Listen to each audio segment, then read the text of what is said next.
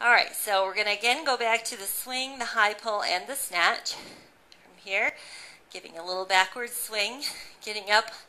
You can practice these as a separate drill to help your clients break down the lift. So from here, I'm going to add now that high shoulder pull. And then next time, I'm going right into the lift. So notice how the bell has stopped all movement at the top. You'll get a lot of people that'll go so fast that there will still be some shaking of the bell side to side, and or their body will still be moving before they let the bell come down. So let's stick the lockout. Here's your stopping point. Relax. Let it come around, down, breathe. Inhale on the way up.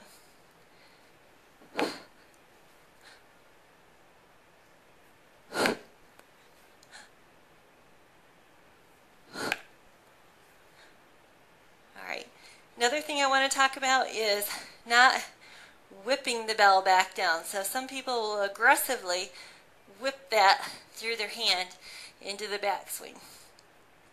And that also takes away from the lift. That is your relaxation moment.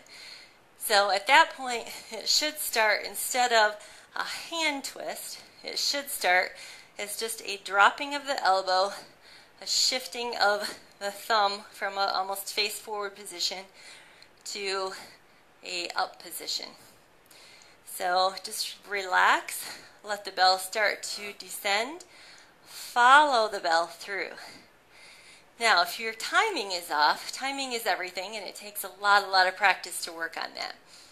So if your timing is off and you're too slow at following the bell, once it starts to come head level, you start to follow. If you're too slow, the bell will come down first and drag you.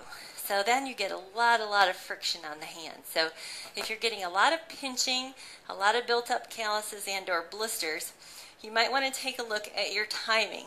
So as the bell is coming down, don't let the bell grab your grip and pull you through.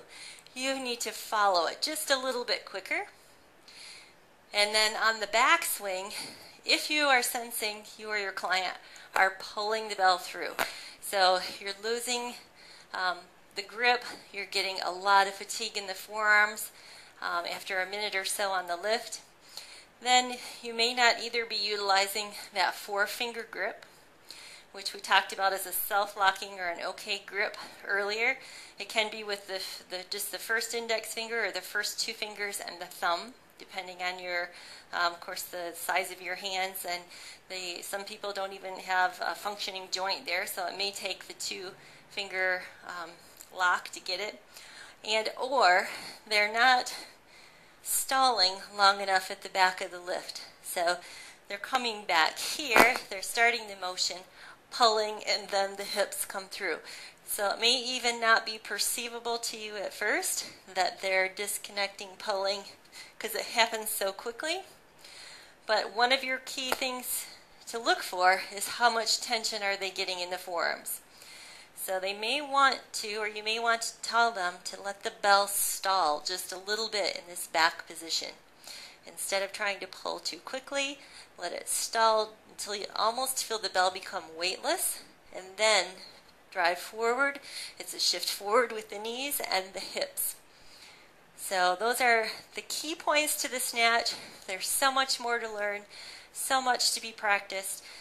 Feel free to break down the lifts into these individual components, and maybe just within each workout, practice on one part of the technique. If you try and focus on too many things at once, sometimes it just becomes overwhelming and everything just falls back into old patterns.